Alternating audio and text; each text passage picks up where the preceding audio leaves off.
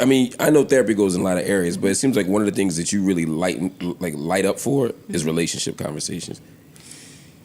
Relationship, Mark, and trauma. Why? Because I think that it doesn't matter our race, our gender, it doesn't matter our background. One thing that we all can relate on is adversity and some fucking trauma.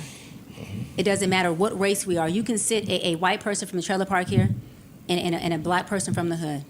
And they may not be able to relate as far as the exact same environment. But when you start talking about pain pockets and trauma, we're going to be relatable. If he's an abandoned little boy and he's a white male and I'm an abandoned little girl, I don't know how to be a white man. He'll never know how to be a black woman. But we could talk about the abandonment issues. We could talk about the pain pockets. We could talk about the effects of it as adults and how it sabotages our relationships. And now we have a commonality. Now we have a connection. And so when you start to take out what I think is more of the surface things, like I'm woman, you're male, I'm black, you're white, that obviously cause a lot of societal constructs and disparities within our community, so they are important. But when we get to the nitty-gritty of who we are eternally, we are a lot more alike than we like to believe. True. And so there's not a lot of separation when you're talking about trauma and abandonment and mental health and pain pockets. We all got them. We all have experienced adversity. I don't care how much money you have, you've experienced adversity. I don't care how broke you are, you've experienced similar adversity where you've been dark, you've been light, you've had days where you were trying to give up, you had days where you were doubtful, you had days where it's just you and God in the room. You got rich people in a beautiful house, 4 beautiful walls, homeless as fuck. Homeless as fuck. But that's all of us. Whether you really been homeless or you in a big house and homeless internally, it doesn't matter. It affects us the same. And so for me, it's relationships, but relationships are also the catalyst to what causes or heals trauma. You do therapy for yourself? Do you have a therapist? Oh yeah. I have a therapy. I have a bishop. You know, I believe in seeking wise counsel. The Bible says seek wise counsel. Keyword. Wise counsel. That means you have to be careful who has your ear. You got to be careful who's leading you. Moses led the Israelites out of Egypt. And because he decided to be disobedient when God told him to speak to the rock the second time and not hit it, he hit the rock. So that means they did not get into the promised land. But guess who else didn't get into the promised land? Everybody he led. His followers. Everybody he led. So his followers. So what I'm saying is, especially within our community, we have to be a lot more apprehensive about who the fuck we following. Who are we following? I'm talking about from podcasts to doctors to people with no titles to people who are just opinionists. You know what I mean? To pastors. Who are you following? And are they leading you to a place of failure? Because I don't want to be following a Moses and we go through this entire wilderness, get past the Red Sea. We are in the wilderness for 40 days and 40 nights, and then you tell me we get here, bro, and I can't get into the promised land. That's the whole reason why I allowed you to free me and go on this journey with you. Absolutely not. So, again, we have to be careful of the wise counsel. But yes, I have wise counsel, which is my bishop. I go to therapy once a week. I have to. I also, I was an abandoned little girl who grew up to be an abandoned woman. So things still trigger me. And yeah, I can manage myself. And yes, I have a lot of tools and I can self-regulate.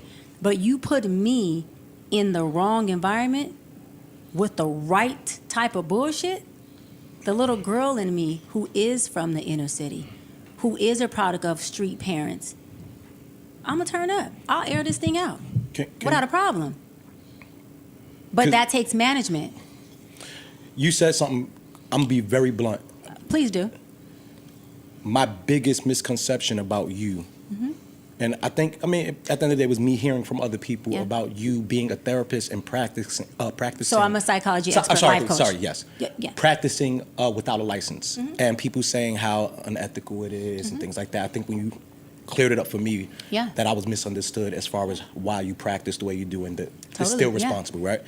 Can you speak to any other misconception that you think about yourself? Or why do people really have this disdain for you in this space as far as speaking? This way? So I think that people who have a disdain for me are people who are not ready to heal.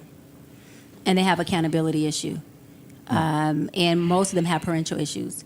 See, we always talk about mommy issues when it relates to men. But why don't we talk about mommy issues when it relates to women? And what that looks like. Because women have mommy issues as well. A lot, yeah. Okay? And what it looks like is a woman's mother abandons her, or, maybe they were in competition their entire life growing up. Maybe the mom was competing with her or jealous of her, or the daughter was competing with the mama. You got a lot of things that go on between mother and daughter relationships. And that develops a certain disdain for that young lady towards her mother. Well, that same woman now doesn't know that subconsciously, I got an issue with women. I got an issue with women. Any woman that comes in and identifies as anything similar to my mother, I'm triggered, and she doesn't know that. So I have no problem with dating a married man. I have no problem with fucking the shit out of you knowing you got a wife at home. Because every time I do that, guess who I get to feel like I am hurting or I'm poking at? Your mom.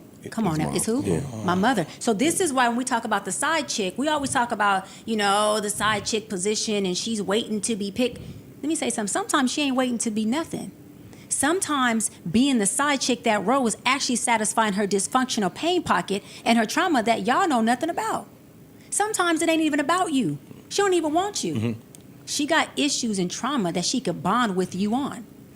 That actually, I don't like to compliment, that help her stay in her normalcy of her mother issues. And we don't talk about that enough. We make it seem like, she's just desperate because she has daddy issues. She want to be the side chick.